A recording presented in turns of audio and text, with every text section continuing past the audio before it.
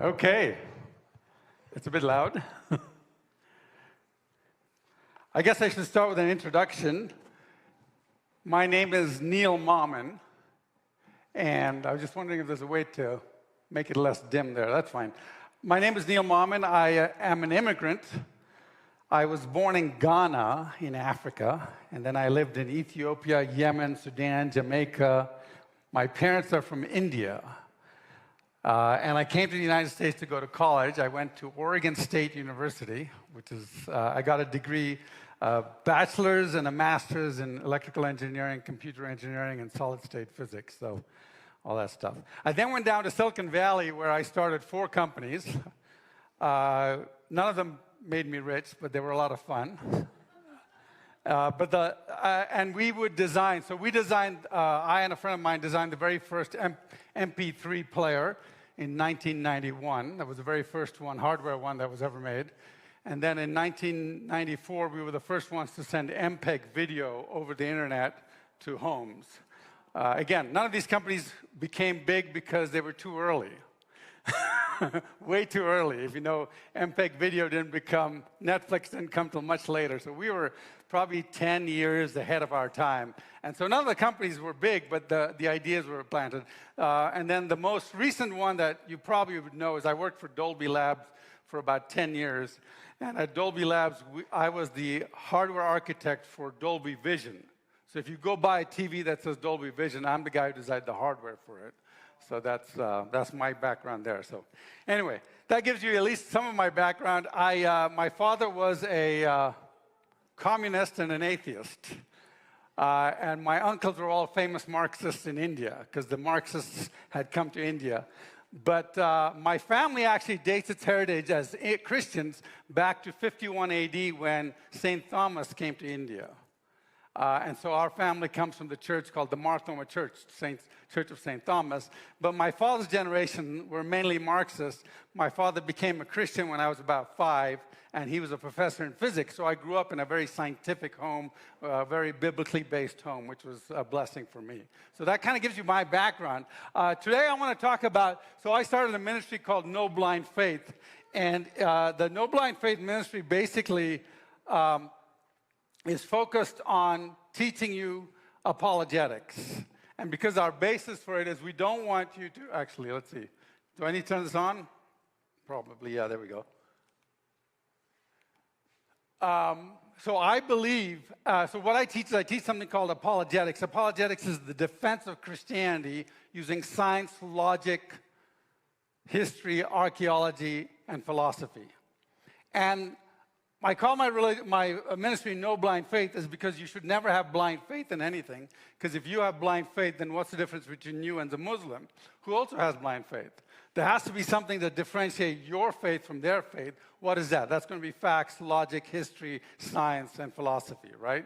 So it's got to be rational. So I believe using all that, I can prove to you that it's more rational and logical to believe that God exists using science. And that's what we're going to do today. We're going to talk about how to argue with an atheist, and then I'm going to give you facts and pointers. If you're an atheist here today, I welcome you to listen, and then we can do a Q&A afterwards. So the first thing I do is God exists using science. I actually wrote a book called Who is Agent X? Subtitle, Proving Science and Logic Show It's More Rational to Think God Exists. Boris, where are you? If I'm going too fast, wave at me. Am I going too fast or I'm okay? Maybe a bit slower, okay.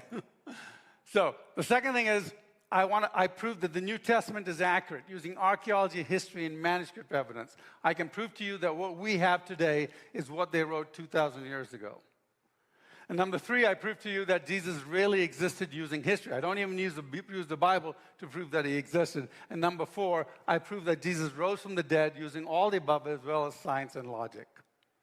And then number 5, I talk about why evil actually exists and why it actually proves a good God exists. And we actually did that talk last week on Tuesday, right here for the youth. Why does actually evil prove that God exists, not disprove that God exists? Okay, so today's topic is who is Agent X? Proving that it's more reasonable to believe God exists without using the Bible. Why do I start with no Bible? Let me get this out of here first. Why is no Bible? Why is this important? Well, this is important when you're proving God exists because you can't use the Bible to prove the Bible. It can be circular reasoning. It doesn't have to be circular reasoning, but it can be circular reasoning. If you say, well, the Bible says God exists and God says you read the Bible, then how do you know God really exists apart from something? 2, atheists don't believe the Bible is true, so you can't start there. Now, it's always good to quote the Bible because the Word of God always goes out fruitful. But when you're arguing with somebody, when you're trying to explain the reasons for the faith you have, you can't use the Bible. Because imagine the Bhagavad Gita.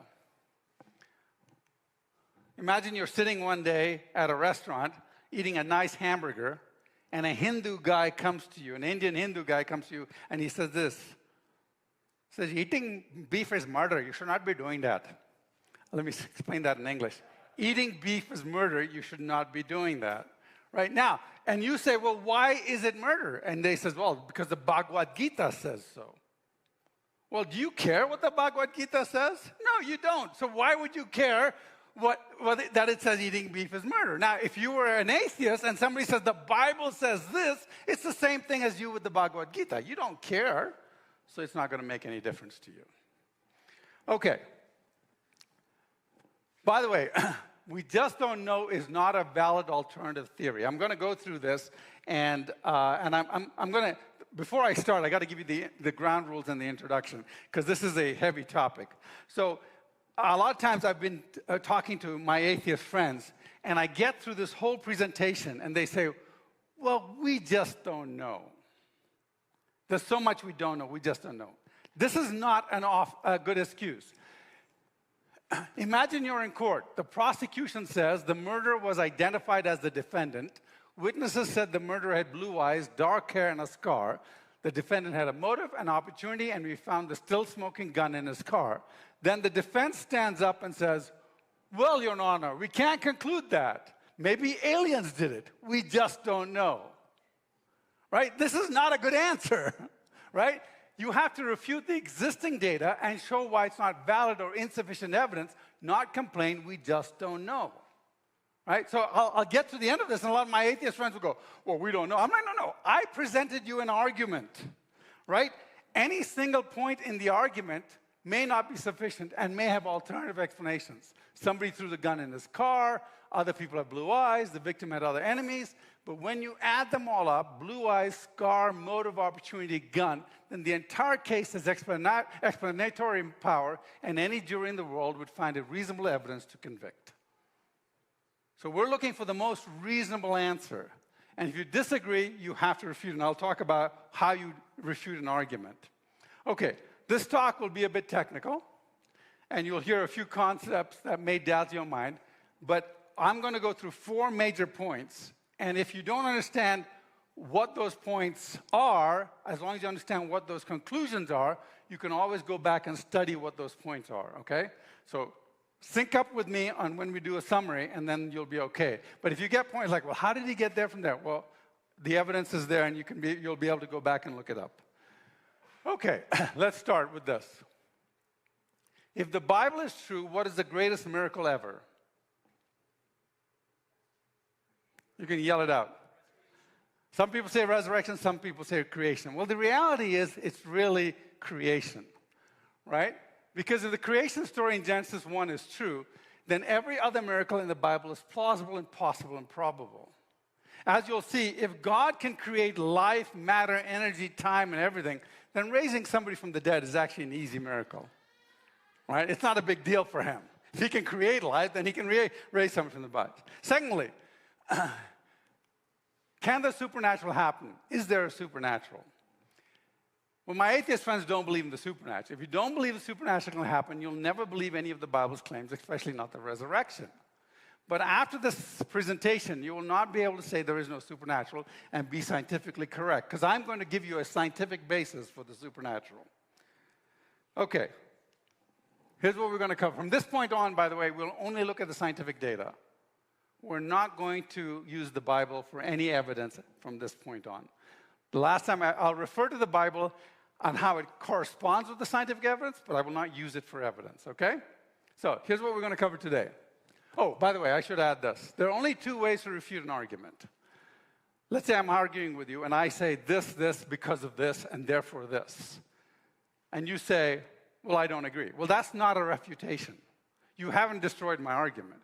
The only way to refute an argument, there are only two ways. You have to prove either the facts, are wrong or incomplete, or the logic is faulty. There is no other way to refute an argument. Make sense?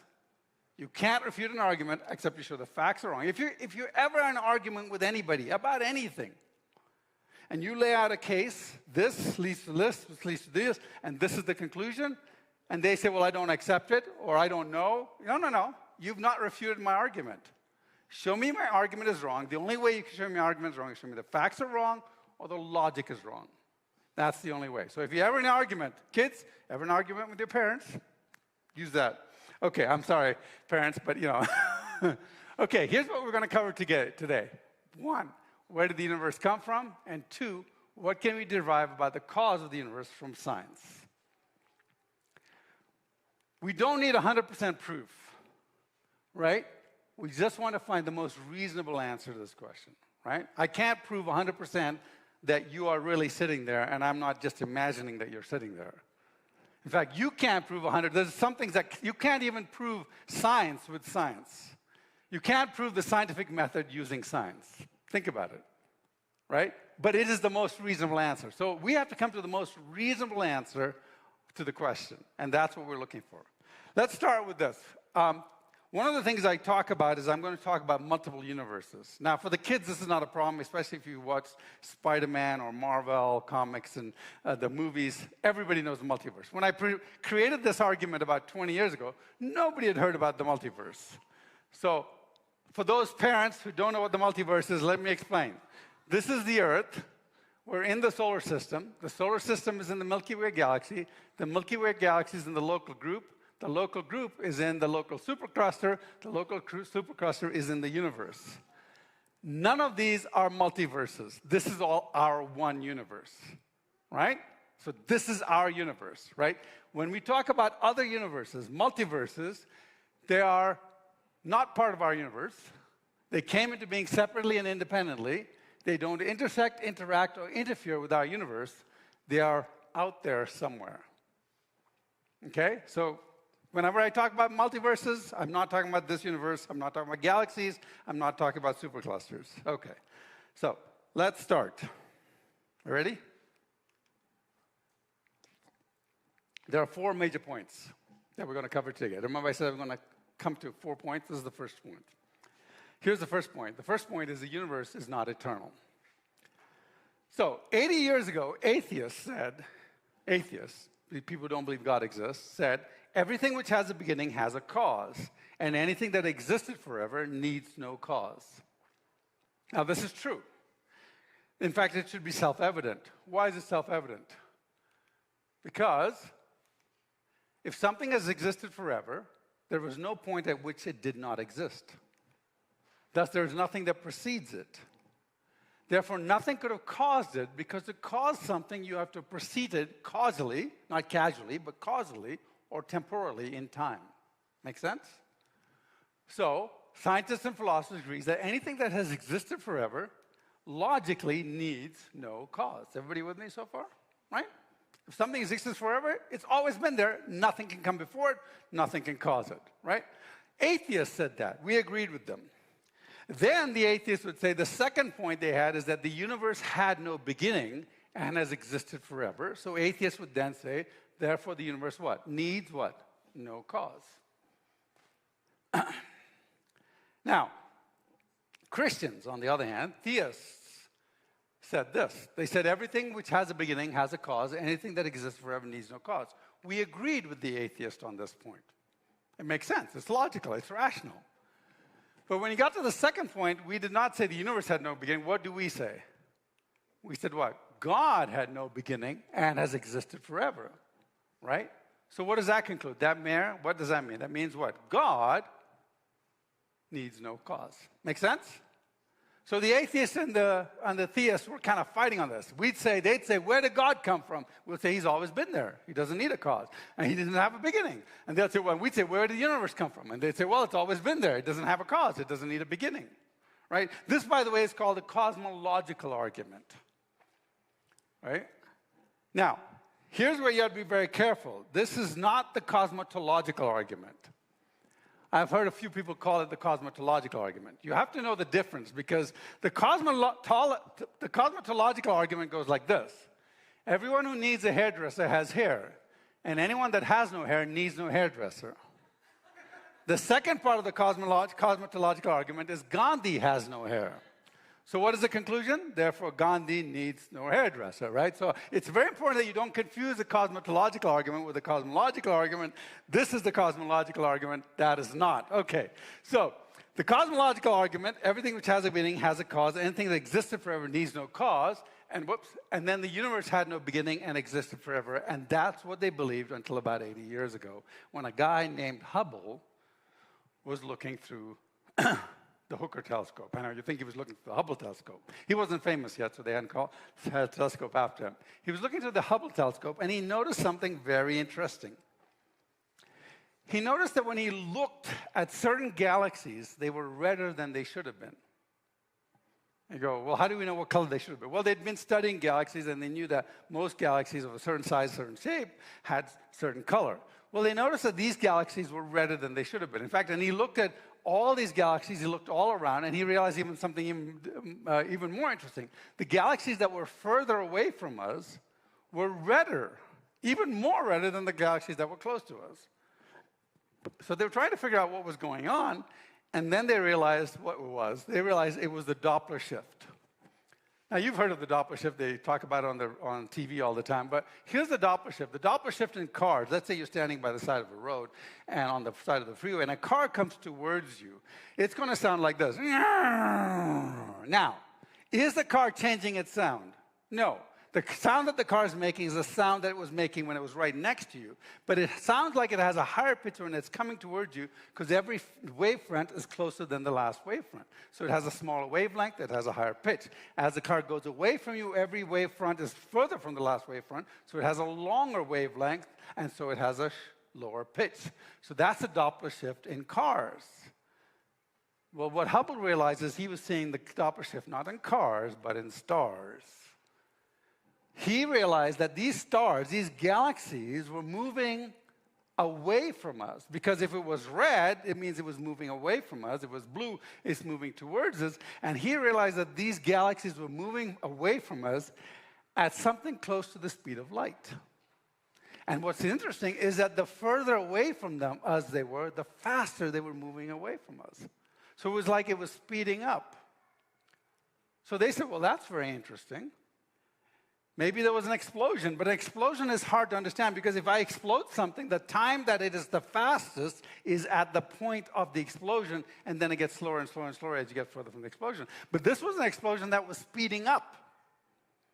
But they said, this is interesting, though. We can calculate backwards. Let's go and look at it, and we'll go work backwards, because if it's expanding, it has to be expanding from something. And so they started studying it, and they realized that they could actually figure out the universe is expanding, and maybe they can go backwards, because if it is expanding, then it is expanding from something. And it can't be infinitely old. Why? Because it would have finished expanding eons ago, and we'd see nothing but fuzzy light out there.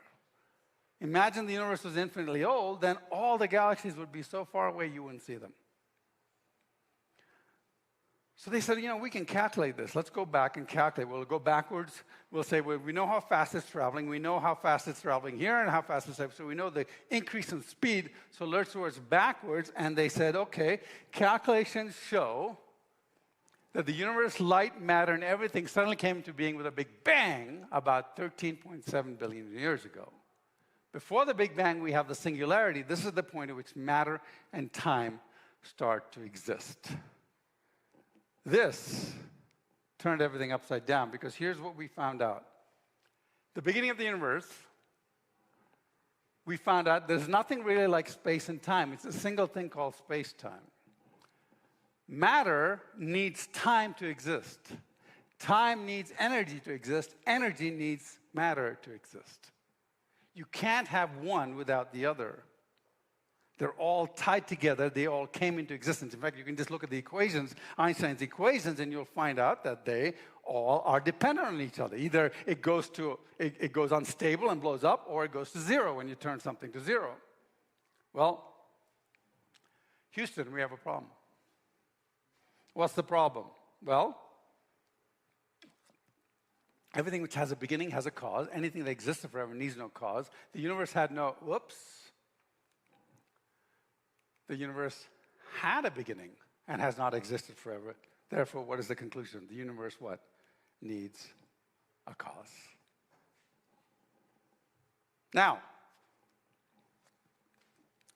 when the person who came up with this, who was a priest, a Christian, they all made fun of him and tried to disparage what he was saying. In fact, the very name Big Bang was made in fun by an atheist. Because they were like, oh yeah, that Big Bang. In fact, and many professors were kicked out of universities or not given university tenure if they accepted the Big Bang. But then over time, they realized they couldn't get away from it. And so atheists had to deal with the problem. And so the first thing they said, oh, no problem. The universe created itself. Because otherwise, where did the universe come from?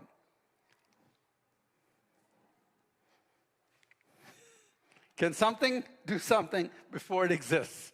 Can a universe create itself before it exists?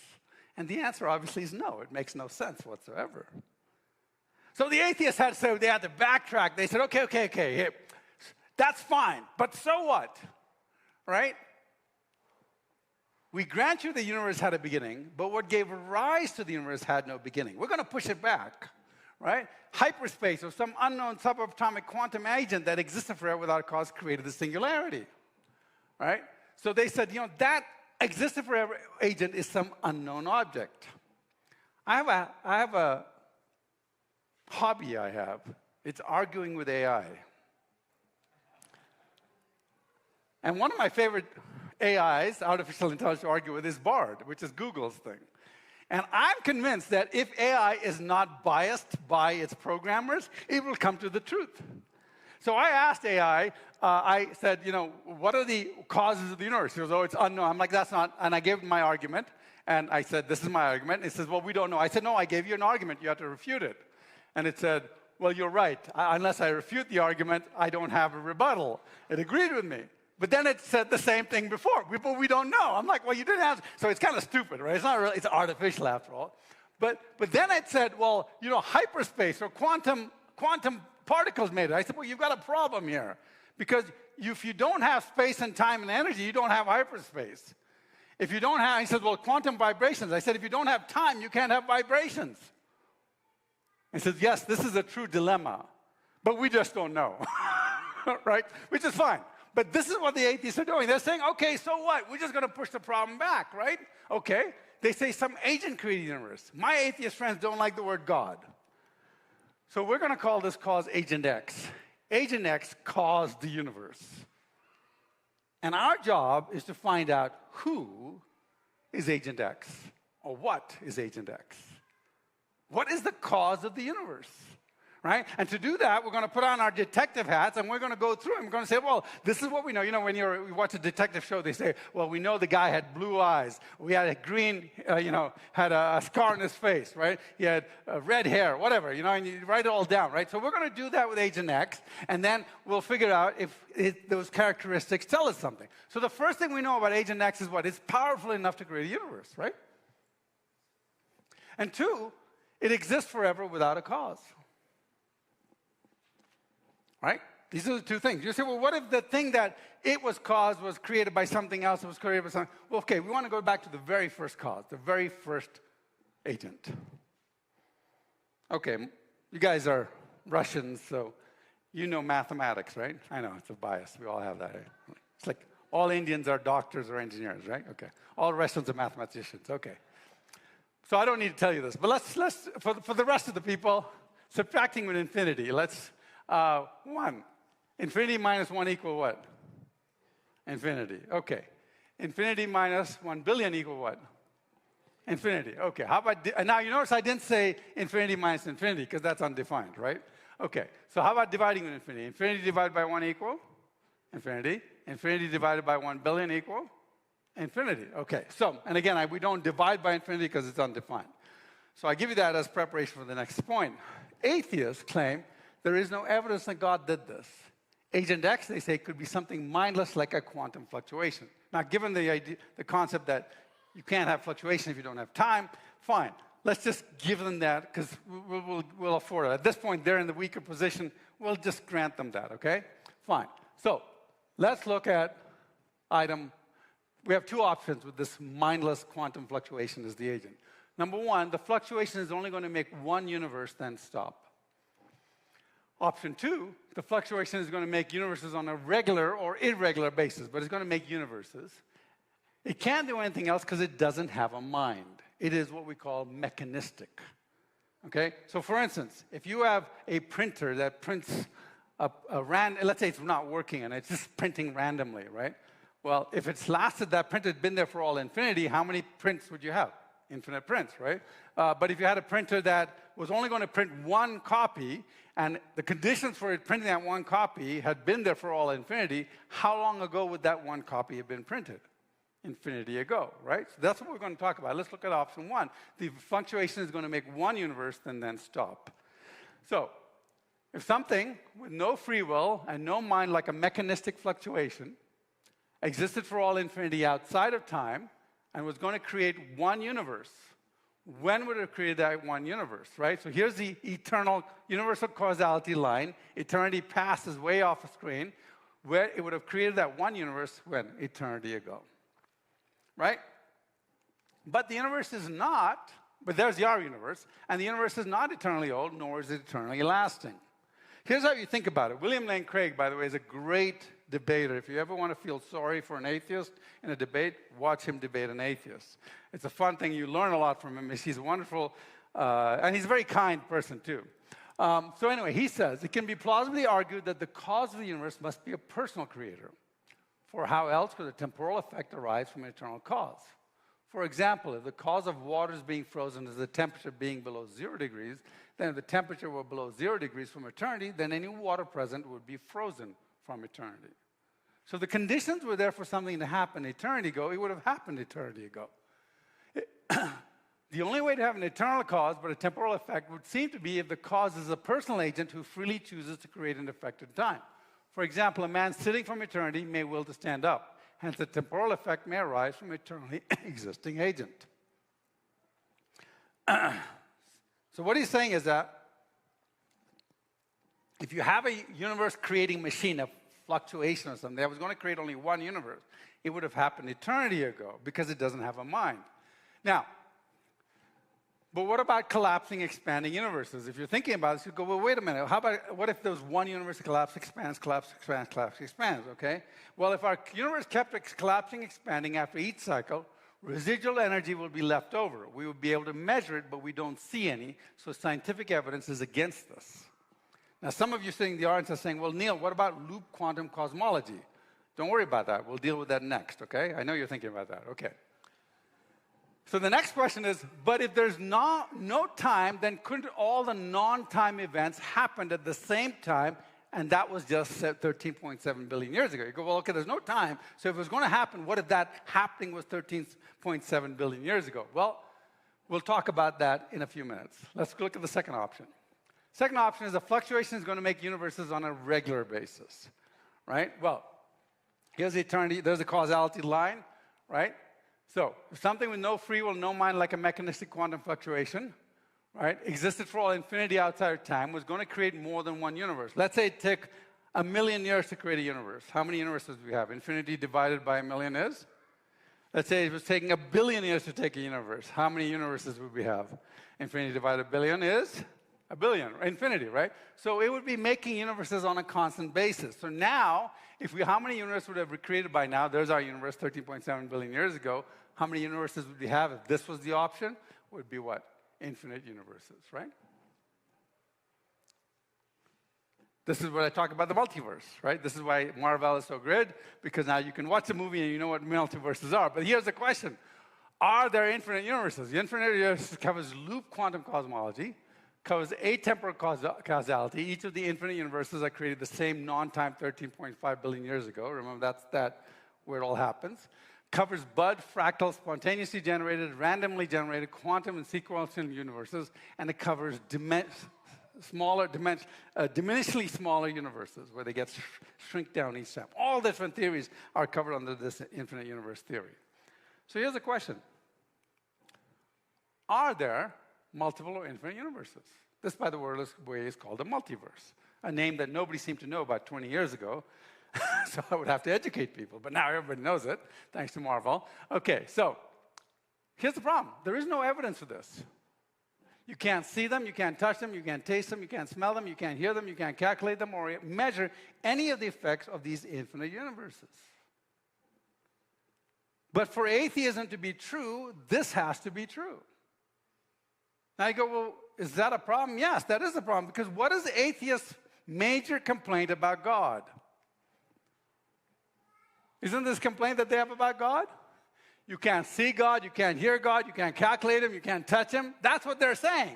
But now they want us to believe in the multiverse, which you also can't see anything or touch anything or calculate anything. Right? Why the sudden change in standards? I call this blind faith.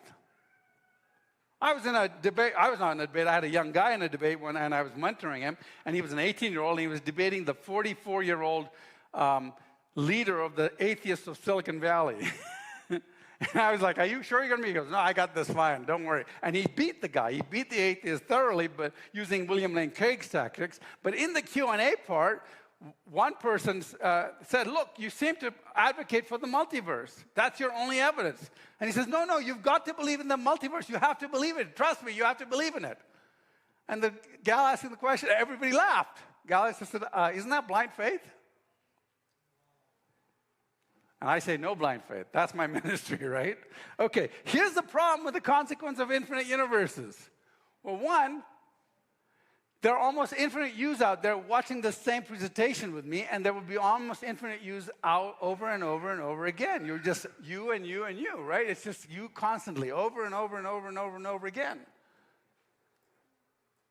There's a universe where whenever you toss a coin, what happened? There's a universe where whenever you toss a coin, it always comes up heads, even if you do it 1 billion times in a row.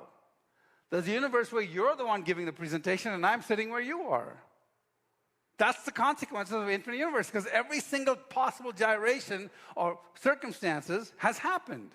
In fact, there's a universe, and I told my atheist friend, I said, look, you don't believe this. He said, sure I do. I said, no, you don't. I said, let's say we're playing poker. Suddenly you realize I got 10 royal flushes in a row. When you jump up and shout, you're cheating, I say, not at all.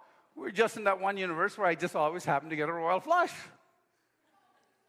Would you buy that? Would you think it's reasonable? If not, then why do you think this is reasonable? Right? But here's the other thing. Even with the concept of infinite universes, it doesn't work. Because the physics shows, and this is a theorem by Bohr, Guth, and Milinkin, they came up with this, shows that inflationary spacetimes are not past complete. That means even if you start calculating everything, there is no infinite universes in the past. You might argue for infinite universes in the future, but there is no infinite universes in the past, so there has to be a creation point of that first universe. Okay, so point 2 doesn't work. What does that mean? That means the first cause must be non-mechanistic. It must have what? A free will. Now, I want to put this in perspective. Mechanistic things like gravity, physics, and chemistry do the same thing over and over again. They can't suddenly decide to do something different. So if you're dealing with a mechanistic thing like gravity, you know it's going to do the same thing every time. So you're pretty safe trusting it, right? So Neil deGrasse Tyson is a scientist. He doesn't do it anymore. We used to passively aggressively mock Christianity. In this video, he explains why you can trust something mechanistic like the laws of science to do the same thing over and over again. He releases a heavy ball in a chain and knows that it won't swing back far enough to hit him. So he doesn't flinch when it switches back. Right? But remember, things are different if there's a non-mechanistic and free will agent on the other side of the ball. So why didn't I flinch? Because the laws of science differ fundamentally from those of... Now, that was obviously modified and edited, but that's the point, right? If there is a non-mechanistic agent on the other side, this doesn't work. And it's kind of funny, so we watch it again, just because. So why didn't I flinch? Because the laws of science differ fundamentally from those of...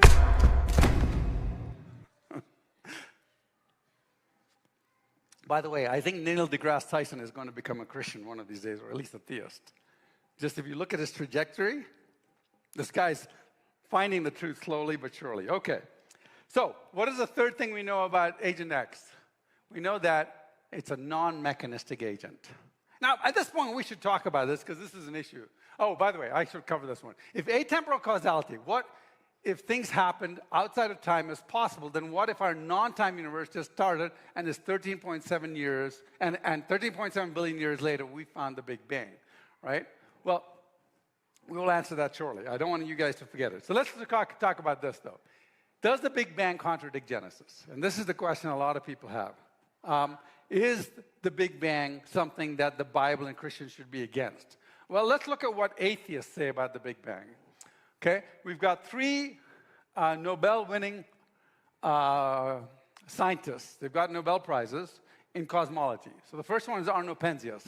He says, and he's an atheist, he says, they're all atheists, I'm going to quote, he says, the best data we have concerning the Big Bang are exactly what I would have predicted had I had nothing to go on but the 5 books of Moses, the Psalms, and the Bible as a whole. Here's another atheist, Robert Wilson. Certainly there was something that set it all off. I can't think of a better theory of the origin of the universe to match Genesis. And then here's George Smoot. There is no doubt that a parallel exists between the Big Bang as an event and the Christian notion of creation from nothing. So here's what you have to remember. The Big Bang is not a good name. The big controlled explosion will be more accurate, and we'll talk about that in a minute. Remember, the Big Bang is not equal to evolution. Right? This is very important that you remember that. The Bible identifies, atheists tried to reject the Big Bang but failed and were forced to accept it. The Bible describes something identical to the Big Bang. We just know who the Big Banger is, right? But the Bible says human evolution did not happen. These are two separate issues.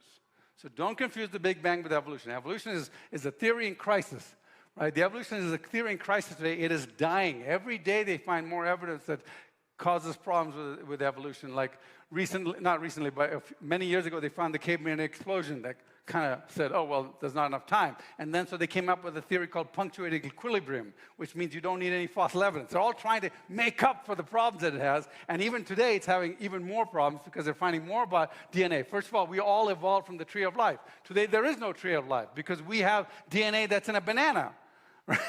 We have similar DNA. There's DNA in us that came from a banana. Well, or we gave it to the banana. Banana gave it to us. How? How did we evolve from a banana? But it's on a different tree. It's on a different branch. So now they're not talking about the tree of life. They're talking about the shrub of life. Right? Everything is intertied together. And so it's got problems. Okay. Though there's some pushback from a few stubborn atheists on the Big Bang theory is not in crisis. Every day we get more confirmation. So this is what I say if you're witnessing to an atheist. Okay? When you're witnessing to an atheist, time dilation could explain the 13.7 billion years. You're like, wait a minute, 7 days, 13.7. There are lots of ways to explain that. One, if you look at the time dilation calculation, the outer edge of the universe is expanding close to the speed of light. Just yesterday, my son, he's 8, was trying to calculate how fast the outer edge of the universe is moving. And I said, well, it's actually, at this point, we think it's actually faster than the speed of light. So we'll never be able to see the outer edge. Anyway, the outer edge is expanding close to the speed of light. Time slows down for you when you travel at the speed of light, relative to someone not moving in the center. So if Genesis 1 is written from the perspective of the event horizon, that is God, then time is much slower out there than they are inside. So if you look at the calculation there, if the outer edge is traveling at 0.9999993, 13.8 billion years is 6 days.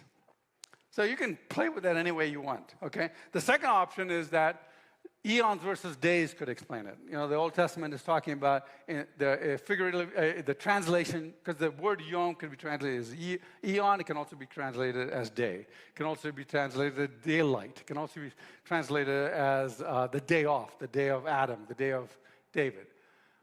Most importantly, don't get hung up on the 6 days versus 6 eons. That's an in-family argument. When you're arguing with an atheist, do not focus on the 6 days. You will end the argument there. He will just walk away. Every time I've talked to an atheist, if I brought that in, that's been the end. They're like, ha ha, I don't even want to talk to you, and he leaves. So why do you want to stop there? Why do you want to die on that hill? Don't die on that hill. Don't get stuck. Secondly, don't get stuck with trying to disprove evolution. It's too much work. When I was younger, I would get into evolution argument after evolution argument after evolution argument, but then the next day there would be something new, and then I'd have to explain it, and then something new, and I had to explain it, right? So it just got too much work. Don't start trying to prove the Bible is accurate. Save that for next. If there is no God, who cares about the Bible, right? So first prove there's God, go in steps. First prove there's God, then go to the Bible, right?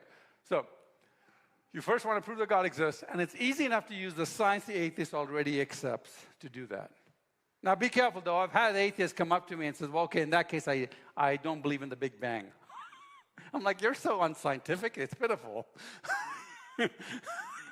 Like, have you studied the Big Bang? You know, it's critical for your belief system.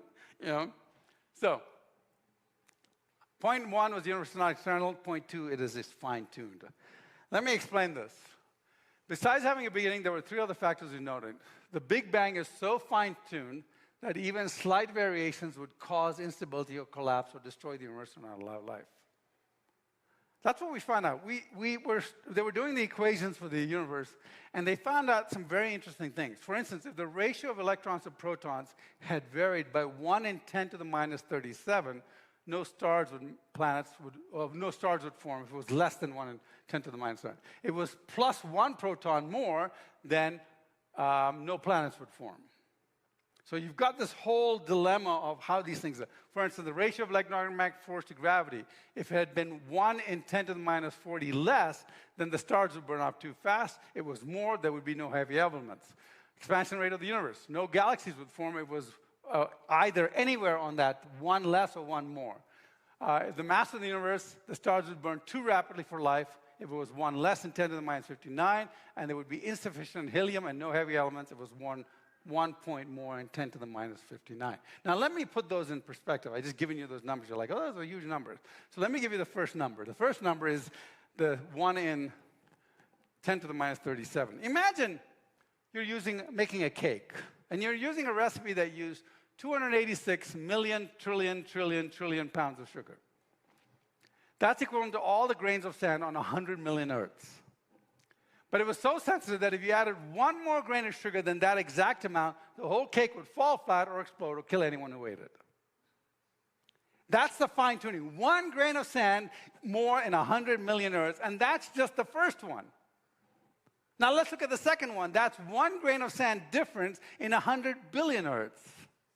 The third one is 1 grain of sand in 10 trillion Earths, and the last one is 1 grain of sand in 100,000 trillion Earths. It's so fine-tuned that if you had moved that scale slightly in any direction, the universe would not exist or would not be able to have any stars or planets. I'm not even talking about life. There's like 93 of those just for the universe, and then there's another 100 just for life to exist on Earth.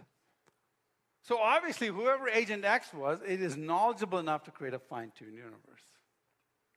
By the way, this idea came to me because I had an argument with a Russian friend, interesting enough. I was sharing all the other things. He said, well, maybe it was an accident. Some explosion didn't happen. And so then I said, well, I got to put in the fine-tune argument. And I said, Agent X has to know how to create a universe. Okay. Let's go back to temporal causality. I keep teasing you about that. Okay, if things happening, being caused outside of time is possible, what if our non-time universe just started and 13.7 billion years we found the Big Bang? Well, here's the reality. What are the chances you'd get this perfectly fine-tuned universe? You'd need close to infinite universes to get this level of fine-tuning, and thus you're back at the infiniverse. See that? So even if you say, well, everything happened at this time, at this non-time, and now we're 13.7 billion years ago, how would you get this perfectly tuned universe, right? Okay. Which I just don't have enough faith to believe in, by the way. So point number 3. The Earth seems to be designed for discovery. Or everything seems to be designed for discovery. Let me explain. Earth seems to be in a very special location that seems to allow for scientific discovery, plus all the physics and math seems to work out. For instance, the equations that define the universe reduce to simple, humanly comprehensible equations. There's no natural requirement for this to be so.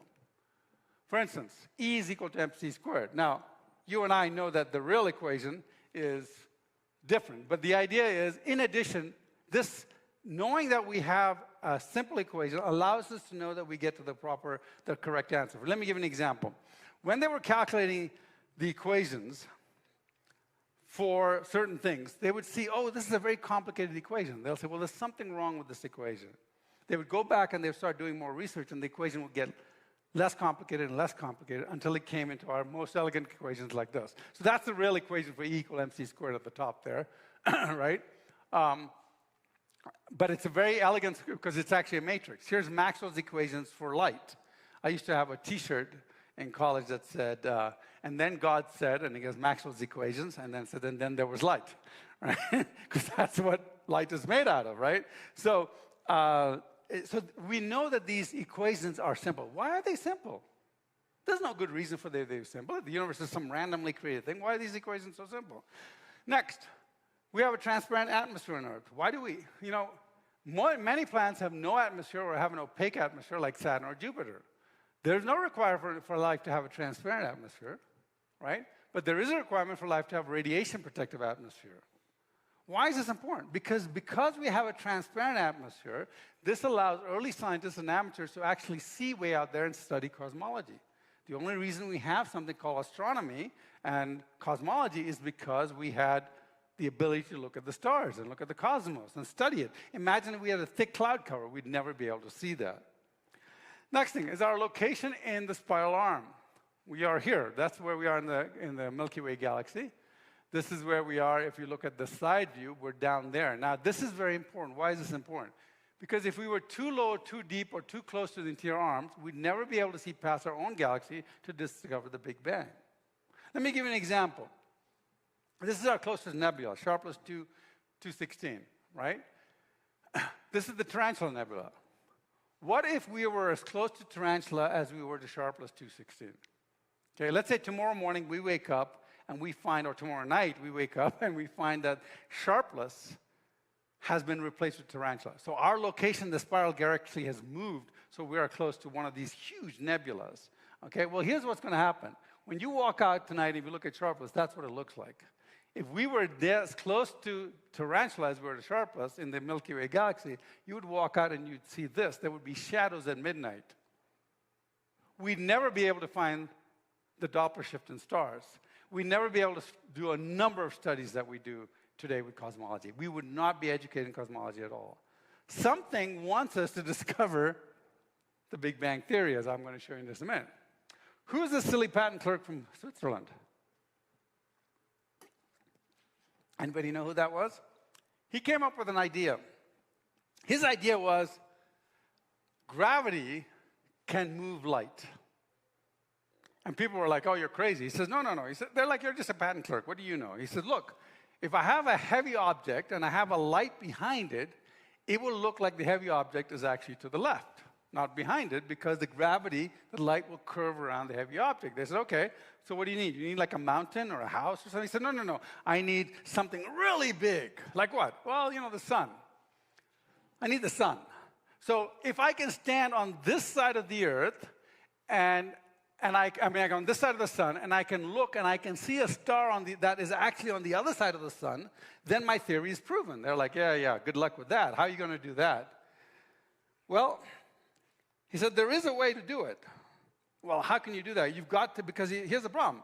If you've got a star that's behind the sun, it's not bright enough for you to see if the sun is there, because the sun's right there.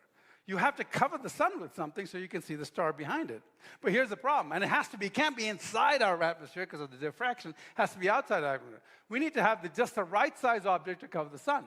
If it's too big, then you cover the star also. That looks like it's curved. If it's too small, then you don't cover the sun and you can't see the star. So too small is too bright to see anything else. Too far away and our calculations are imprecise, right? If you're trying to do some other sort of calculation, you've got to have something in the right place. You need something that is exactly the right ratios, and we have something called the what? The moon. You see, the moon, you need a moon just about the right ratios. Guess what? The moon is about 400 times smaller and 400 times closer than the sun. You know that in all the galaxies and all the solar systems we've studied, there's not a single planet out there that has the same ratio between its star and its satellite, except for the Earth. Why? Who was that scientist? Anybody know the name? His name was Albert Einstein. And overnight, he became famous. In fact, it was during the First World War, and he was in Germany, and so he couldn't get out. And there was a British guy who was a pacifist in England, and he traveled to South Africa to do this experiment. And and you can see actually the pictures they took. Those are the pictures they took showing the experiment. Somebody wants us to find the Big Bang Theory. Okay? Well, somebody will say, my atheist will say, oh, but we could have verified the theory of relativity some other way. Yes, but when you add it to the transparent atmosphere, the location of the spiral arm, the fact that the moon is moving away from the Earth, and this relationship won't be there in another few million years, the fact that the moon is moving away from the Earth, and all the other details, things start to seem less random. We're finding guns and motive and blue eyes suddenly all over the place. So, Agent X characteristic number 5 is he wants us to discover him using science. So I said there were 4 major points. This is the last point we're going to cover. This is dimensions. What we found out is that there are 10 dimensions. For brief moments after the Big Bang, there were 10 dimensions, if not more. These disappeared to our senses after a Planck's time, which is 10 to the minus 23 seconds. Like 10 dimensions? Well, we have height, length, and width. What is the other dimension we know of? Anybody know? Time. It's half a dimension, right? So time is the half dimension that we have left. So height, width, and time. But at the Big Bang, there was also a 4th spatial dimension. In fact, 4th, 5th, 6th, 7th, and 8th, and 9th spatial dimension. There were 5 other spatial dimensions. Sorry, 6 other spatial dimensions. You go, wait, that doesn't make sense. How do you have a spatial? Where is it? Well, I'm going to show you a video here. It's a video of what it would be like if you were a 2-dimensional creature and you ran into a 3-dimensional creature, and we can extrapolate from that. So here's the video.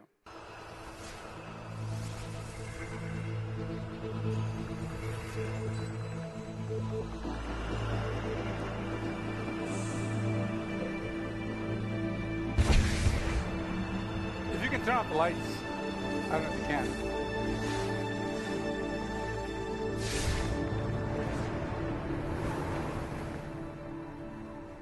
Welcome to Flatland, a world of only 2 dimensions.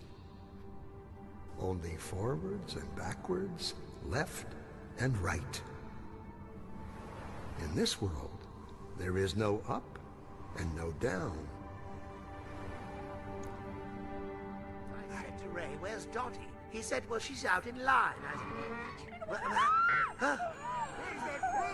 What the bleep is that thing? Huh?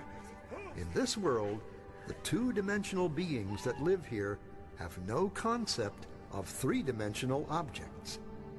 These 2-dimensional flatlanders have no understanding of cubes, spheres, tetrahedrons, or yours truly. From their 2D perspective, my 3D finger looks something like this. What the butter does that? Run!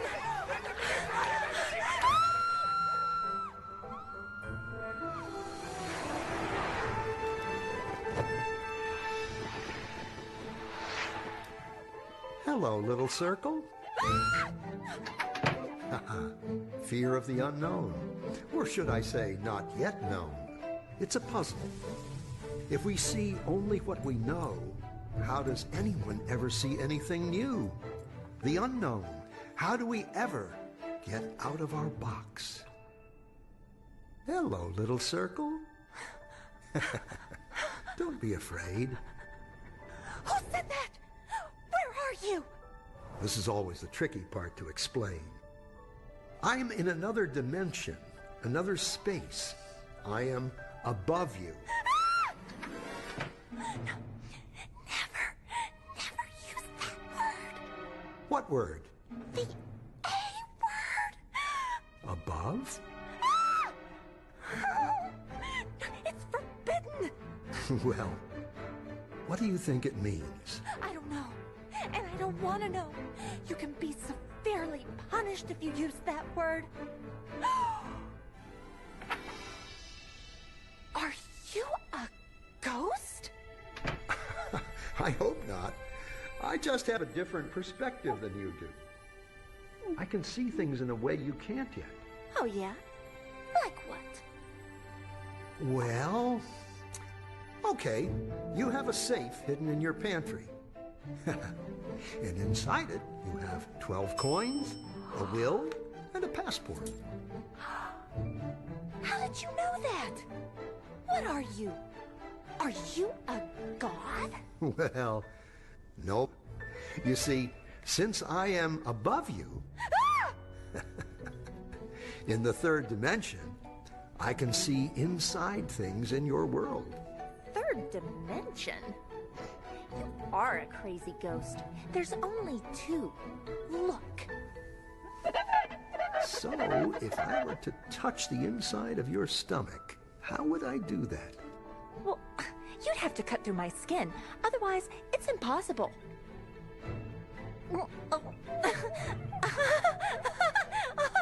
Stop! Stop! Ready for more? More what? Dimensions. Oh, Directions. no. Yes, but there aren't any. More? What will happen to me? What will I become? You'd have to become it to know. Okay. Excellent.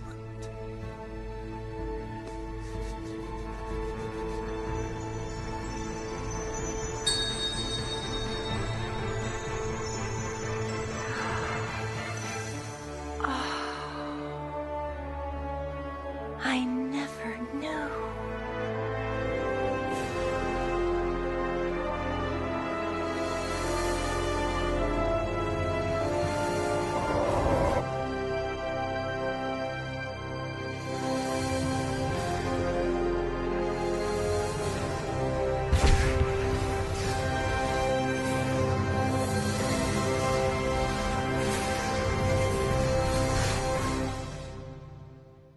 Isn't it funny? That which we are most afraid of is what thrills us the most. Dimensions, directions. So at the point of the Big Bang, for 10 to the minus 23 seconds, there were up to 10 dimensions. Now, how did they calculate that? Well, one of the ways they calculate is that they were trying to figure out the equations with 4 dimensions, and it was very ugly. They said, well, we know that it should be a more simple, elegant equation, so they threw a dimension in there. And the equations got smaller and cleaner. And then they threw another dimension in there, it got even cleaner and smaller, and then they kept going, and when they hit 10 dimensions, it became this beautiful, symmetric matrix. And when they put one more in, it blew apart. So they said, something's going on here, and that's when they started doing the research for 10 dimensions. But let's talk about the 10 dimensions. Well, first of all, we don't know what the dimensions are, what the 10 dimensions are. Did I lose my... There we go. We don't know what the 10 dimensions are, but we can try and imagine what they would be like. So let's imagine if we were a two-dimensional creature like that, two-dimensional creature, we would not understand a cube, because we are two-dimensional. But if somebody unfolded that cube, it would look like this. And then we would be able to say, oh, look, it's unfolded. It looks like this, right? But we would have no idea what it looked like folded. But we'd just say, OK, I know how to unfold it. Well, what if there was a 4-dimensional cube? What would it look like? It's called a tesseract or a hypercube, right? So you've heard that word tesseract. So let's study what that would look like. Now, a square is really a 2-dimensional cube, right? We use the word cube, but a two-dimensional object. So the square has 4 lines. If you fold them together, it becomes a square, right?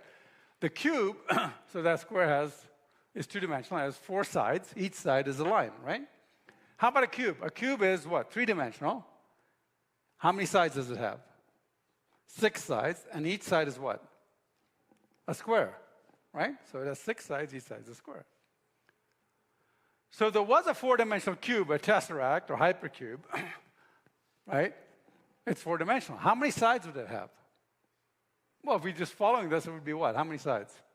8 sides, right? And each side would be what? Would be a cube, right? One dimension lower than that. So that's what a hypercube looks like. But we don't know what it looks like out there. But we could unfold a hypercube, right? Because it's in 4 dimensions. If we unfold a hypercube into 3 dimensions, we'd be able to see what it looks like in 3 dimensions, right? So we're going to unfold a hypercube for you in 3 dimensions. You ready for this? This is what a hypercube looks like unfolded in 3 dimensions. See? 8 cubes. How does it fold up together? We have no idea. But here's something we can do, is we can try to look at what it would look like in a shadow format, right? So look, for instance, this is a cube. We know these 2 sides are the same size, but because of perspective, they look like they're different shapes, right, and sizes. But if I, excuse me, if I took a cube and I rotated it, so that's a cube in 2 dimensionals. If I rotate it, every time it rotates into my space, I would see a square and another square, right? Each of those edges is squares. Oh, I can see that. I can, even though it's not a square when it's drawn normally. Okay, well, so what if I had a 4-dimensional cube and I was able to rotate it? Now, understand it. I'm showing it to you in 2 dimensions. So I'm going to take a 4-dimensional cube. I'm going to rotate it in 3 dimensions, but I'm going to represent it in 2 dimensions. So what you're really seeing is like the shadow of it. Okay? So ready for a 4-dimensional cube rotated into our space. There's a cube. There's a cube. There's a cube. Remember, this is just the shadow of what it is out there. We have no idea what it actually looks physically, because we don't have the capability to understand it. But there are some things we can tell about it. Imagine you had a hypersphere. Let's say I had a hypersphere. That's a 4-dimensional sphere, and I brought it into our space. What would it look like? So I'm going to keep the whole hypersphere together, but I'm just going to bring it in. I would see slices of it in 3-dimensional space. So first let's look at a circle into 1-dimensional space, and then a ball into 2-dimensional space. So here's a circle. As I bring it into 1-dimensional space, you see as the tip of the circle touches the line, which is 1-dimensional, I see a dot, and it grows to the full diameter of the circle, and then it shrinks back down. So let's say I had a 3-dimensional a sphere, and I brought it onto a 2-dimensional plane. Let's say I brought it into a table. As I hit the table, first you'd see a dot, and then it would grow to the full size of the diameter of the diameter of the sphere, and then it would shrink back down again, okay? So this is basically what you're seeing. You see it hits the table or the plane, 2-dimensional plane, and then you see a dot, and then you see it grows into a circle and goes. So if I had a 4-dimensional sphere, a hypersphere, and I brought it into our space, the first thing you'd see is a dot, but then the next thing you'd see a small sphere. And that sphere would grow to the biggest sphere it is in our space, so it would be something like this. So here's a 3D sphere intersecting a 2D space, and here's a hypersphere intersecting a 3D plane. So watch. The hypersphere grows, and it shrinks down, and then the first thing I see is a small sphere, and it grows to a bigger sphere, and then the biggest point is the biggest sphere size it is in our space. Why is that important? Because imagine I had a sphere coming into this space right now. First I'd see a small dot, and then I'd see a small sphere. It would grow to a big sphere, and then it would shrink back down and disappear again.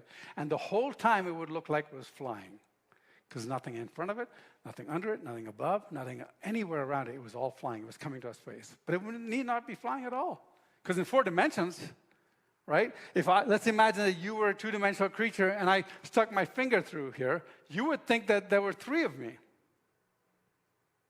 Right? Imagine that there was a wall here. What would the wall look like to a 2-dimensional creature? It would be a line. And if I put 4 walls, you would not be able to get into that room, 2-dimensional room, unless I could step over it. I, as a 3-dimensional creature, can just step right over it. You would need a door to go in it. Now, what does it all mean? Well, first of all, here's what it means. What is a wall to a 2-dimensional being?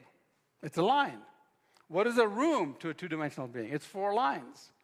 But a 4-dimensional being could easily step over the wall. How did Jesus get into the upper room? He stepped over the wall.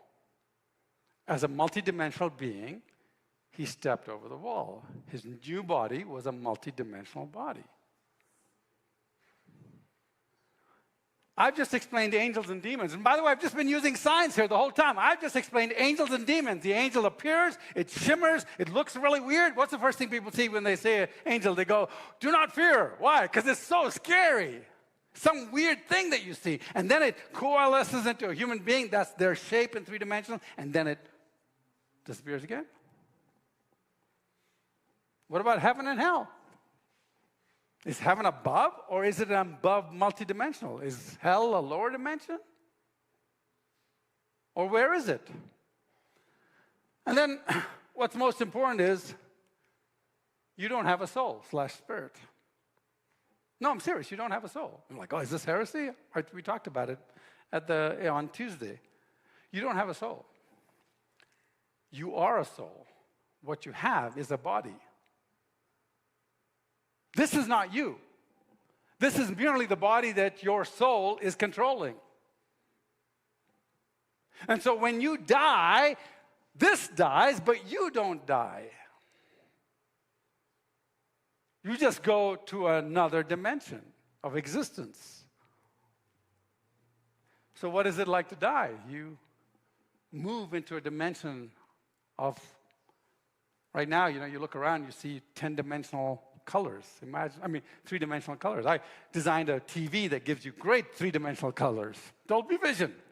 But imagine if you had 10-dimensional colors, right? Now you're going to go out and eat something, or you're going to have dinner, and you're going to eat in 3 dimensions. Imagine if you were eating in 10 dimensions. Ladies, think of 10-dimensional chocolate. Kids, think of 10-dimensional pizza. Anyway, but the point is that's what science says is coming. Right now, you go, well, wait. This is, where does it say this in the Bible? Quite a few places. Let's look at 2 Kings 6. The king of Aram sent horses and chariots and a strong force there. They went by night and surrounded the city. When the servant of the man of God got up and went out early the next morning, an army with horses and chariots had surrounded the city. Oh, no, my lord, what shall we do? The servant asked. Don't be afraid, the prophet answered. Those who are with us are more than those who are with them. And Elisha prayed, open his eyes, Lord, so that he may see. Then the Lord opened the servant's eyes, and he looked, and he saw the hills full of horses and chariots of fire all around Elisha. What did he do? He just opened his multidimensional ability to see. That Elisha obviously could see. So one of the things the prophets have is the ability to see. And what does the Bible says? It says, and you go, well, man, Neil, this is all science fiction. No, it isn't. We built this Large Hadron Collider in Switzerland. To do what? To send particles into the 4th dimension. On a fun note, this is Salvador Dali's painting that he did in 1954. I never liked Salvador Dali until I was doing this research, and I read his explanation of it. This is Corpus Hypercubus. Salvador Dali said, this shows that Christ died for all men in all dimensions. So why is this all important? Well, this is important because prior to because this means Agent X must be outside of time and space and outside of the universe. Why? Because prior to the singularity, time and space do not exist, nor do these other dimensions. So whatever caused the singularity did so outside and previous to time and space and any dimension existing. It's not multidimensional, but extra-dimensional. In other words, the guy in that video is not God. At the most, he would be like an angel or a demon. But he's not God, because God is not in the dimensions. Agent X created the dimensions, so he's outside of the dimensions. Remember this. And here's something that I always throw at atheists. I say, look, at the beginning of the Big Bang, matter needs time, time needs energy, energy needs matter. So whatever caused the Big Bang, what? You can't have one without the other. So Agent X is not made of what? Matter, does not need time, energy, and is not constrained by time, right? So Agent X is not material or physical. Isn't that what we've been saying about God the whole time? The creator of the universe is not material, physical or physical. So, That's what the Bible says. Okay, let's look at this. Number 6, right? So we know powerful enough to create a universe, exists forever without a cause, non-mechanistic agent, knowledgeable enough to create a fine-tuned universe, wants to discover him using science. And number 6, not constrained by time or space, cause time or space. And by the way, in the video, could that two-dimensional being hide from a three-dimensional being? No, because it was flat. Could a three-dimensional being hide from a four-dimensional being? No, because it's flat. Could a 10-dimensional being hide from an extra-dimensional being, a non-dimensional being? No, because it all looks flat to them. So, what does that mean? We've got these 4 major points. We've come up with these 6 characteristics of Agent X. Not use the Bible in any of this, right? Just boom, boom, boom. Okay, powerful enough to create a universe, we call that what? Omnipotent, right? Not constrained by time and space, we call that omnipresent in time and space. God is everywhere. You can't hide from him because he can see you. Everything's flat to him. Not only in time, but also in space. You can't hide in a cave. He can see right through you, just like that two-dimensional being. Knowledgeable enough to create a fine-tuned universe. What do we call that? We call it omniscient. It means he knows everything. Wants us to discover him using science. We call that personal. Exists forever without a cause. We call that eternal uncreated. Non-mechanistic agent. We call that what? Free will and a mind. So, if I take all these things together, eternal uncreated, highest free will, omniscient, omnipotent, omnipresent, personal, does this sound like a quantum particle? So I tell my atheist friends, I don't know about you, but this is what I personally define as God. Now, did I use the Bible to prove any of that? Or rather, did I just prove the Bible knew what it was saying all along? And by the way, this evidence convinces a lot of atheists. Anthony Flew was the founder of the Royal Society of Atheists. He was one of the leading atheists. He became a deist. He didn't become a theist. He didn't live long enough to become a theist, but I think he would have. I want to answer a real quick question. Where did Agent X/God come from? What was before God? You get this question a lot. People say, hey, where did God come from? Where did Agent X come from? I already answered this, but I'm going to give you the answer. Remember, everything which has a beginning has a cause. Anything that exists forever needs no cause. Agent X existed forever, right? Prior to singularity, time and space do not exist. So Agent X created space, created time. Therefore, Agent X is outside of time. Agent X is outside of space. Okay, so when you ask, where did Agent X come from? What was before God? This is a stupid question. Why? Because there was no before created time. God created time. You can't ask the question if there is no time, because you need time for the word before to have and make any sense. And until God created time, there was no word before. Same thing, where did God come from? Again, there was no from before God created space. It's a stupid question. How do you remember all this? We have a book. Oh, I should add this. This is just the first Big Bang. There are 14 Big Bangs. So this is the first of 14. So the Big Bang is the Big Bang of the universe. There are so many answers that the atheists have to deal with. One is the Big Bang of the universe. 2 is the Big Bang of life. Where did life come from? The study of life has been failing miserably, right? The Big Bang of morality. Is there an objective morality? We talked about that briefly on Tuesday. The Big Bang of free will. Where did we get our free will from? If we're all accidental, where do you get free will? The Big Bang consciousness is sentience. Where did consciousness come from? It doesn't evolve physically. Consciousness is something that's not physical. How about the Big Bang of reason and rationality? Why can we reason things? Why can we rationalize things? Why do things make sense? The Big Bang of Christ and his resurrection. How did Jesus rise from the dead? Which is the class I do.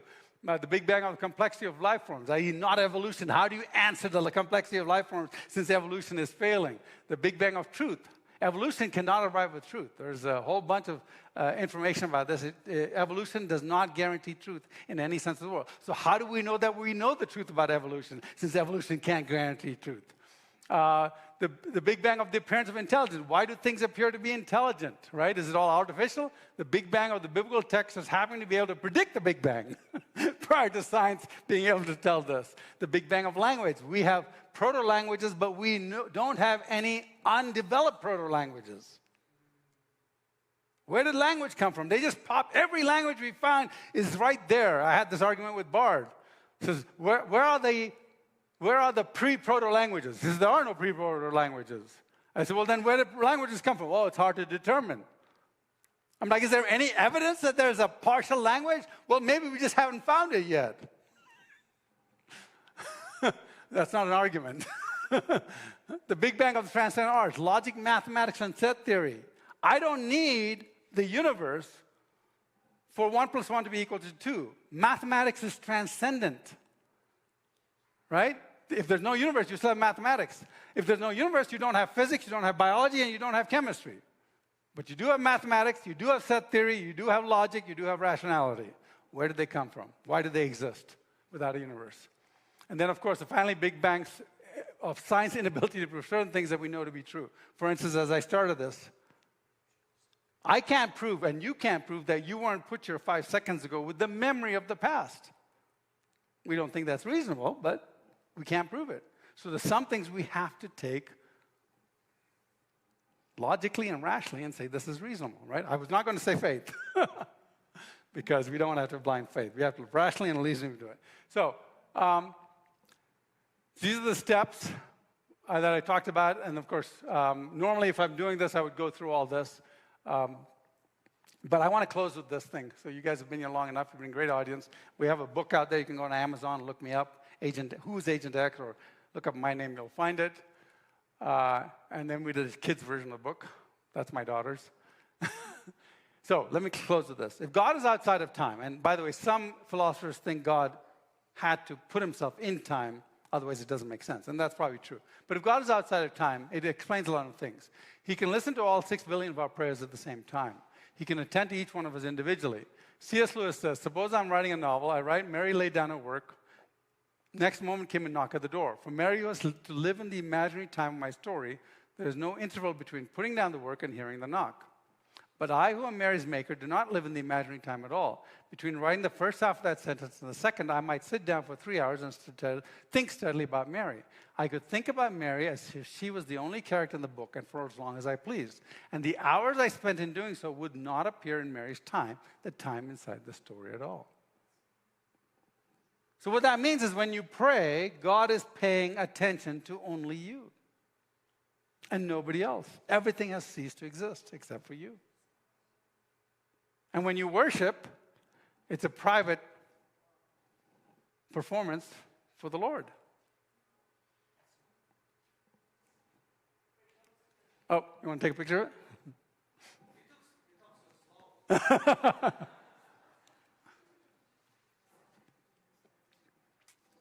By the way, Boris has all these slides. Boris, you're welcome to share them, the PDF.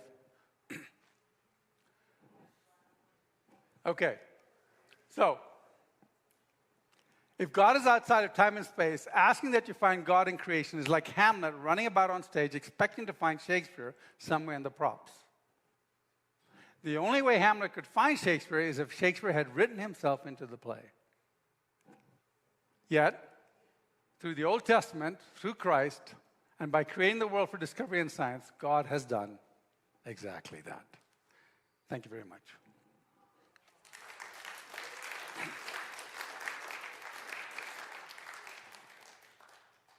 Okay, we've gone long. If you have any questions, I'm happy to answer them. I don't know when you wanted to end. Any questions? Yes, go ahead. Would you add beauty to the Yes, you could. I didn't do it because it's a tougher argument with atheists, but you could certainly, in fact, a lot of philosophers add beauty to one of the big bangs. Where did beauty come from? Because you don't need a universe for beauty. The concept of beauty can exist without the universe, yeah. But I don't add it because it's an argument, and that I'm just trying to take the easy things.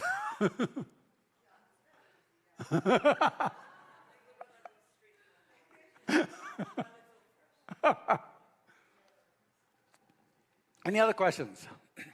So, yeah, you could publish. It's already on there, but yeah, you certainly publish it on the YouTube channel. No problems. The best way to get this is to get the book. And you can go through the book, and then once you understand the arguments, you can talk. Because here's the deal. I don't expect you to be an expert in everything. So I always say, if you want to argue with an atheist, say, hey, go watch this video or go read this book, And if you have any questions, my email is in the book. I get emails from atheists all the time.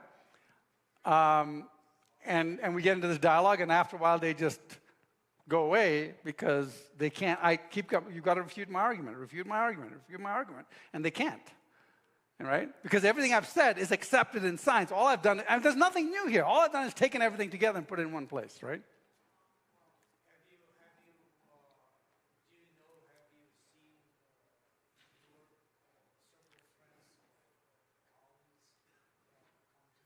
Yes, well, not my friend. I was on lots of people. In fact, I had a friend who was at church, and the pastor said, "Oh, go talk to Neil." He was an atheist, but he came to church because he wanted his kids to have a proper upbringing, right? But he was a complete atheist. He had lunch with me, and I started going through all these things with him. And he, not only did he, and I said, look, you should keep a journal because you're going to become a Christian. Not because I knew, it's just his attitude was such. His attitude was open. I said, it's not because I'm such a great arguer, but because you're open to this. I said, you're going to be a Christian soon. He became a Christian. His whole family was baptized, became Christians, was baptized. His son is in the ministry. I mean, it's just a beautiful thing. So, and then we were on a radio show, my wife and I were on a radio show with Frank Turek called Cross-Examined. And it wasn't even about this. I wasn't even talking about it. We were talking about something that happened in our life. And so the guy looked up my name, went and bought my book, Who's Agent X, and he writes me this email. He says, "Hi, I was a Christian. I left the faith, became an atheist. I heard you on Frank's show. I got the book. I've become a Christian. I have a friend in Redwood City, which is near San Jose. He needs to become a Christian too. Can you have lunch with him?" So I had lunch with his friend, and again, just showed him the book. He read it. These guys are really intelligent people who enjoy the detail about it, but they're not so arrogant that they hate God and they think they're... So the reality is, and I'll tell you a sad story about it. So this friend became a Christian too, right?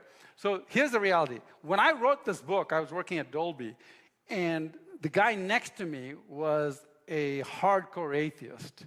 He'd grown up in the Baha'i faith, but he was just an atheist, complete atheist. So when I was writing the book, I would have discussions with him. He said, "So let me see your book." So I said, "Okay." So I gave him the book before it was published, and he started editing it. I mean, literally, he took the book and he would make notes. He said, "This is a good argument. This is a bad argument." It was great. And when I was done, I said, "Look, you've helped me so much because most of the times I just bounce arguments off people, but you're actually reading the argument." He said, "Yeah, thank you. It's great to be able to help you." I said, "Well, can I put your name as one of the editors?" He goes, No, please don't." And then I said, "Well, what do you think of after you've read the whole argument? What is your conclusion?" He says, "I'm just going to have to go with the infinite universe theory." Meaning he wanted to remain an atheist, and the only thing he could glom onto was that infinite universe theory, because he'd read the whole thing really well. I mean, he understood it, and he said that was his only out. And so the reality was that he didn't want to admit that God exists. So he hates a God that he doesn't want to exist, right? He was a nice guy, but something in his life he hated. In the end, it's not about rational thinking, but they will use rational thinking as a screen to get you that. So your job is to get beyond that and say, look, why is it that you really hate God? And most atheists, but you can't jump there. They'll say, "I don't hate God." Right? If you jump there, they're like, no, I don't hate God. Right? But if you get to that point slowly, when everything, it's like I've showed you this, I've showed you this, I've showed you this, I've showed you this. Why do you not want to accept God? Is it because you hate him? And then the truth comes out. And in most cases, it's because my father died when I was young. My sister had cancer. This is the problem of evil that we did on Tuesday. Why are you so upset at God? Because something happened. Well, let me explain that God is not responsible. I mean, he's responsible. He created the world, but he's not. This is the reason why those things happen. So that's why that talk. That's always the sixth talk I give. Is how does evil exist? Why does evil exist? So that's an important thing to know too. Yeah. Any other questions? Okay, thank you all. If you And I'll be back next spring. So if you want to do more of these, let me know.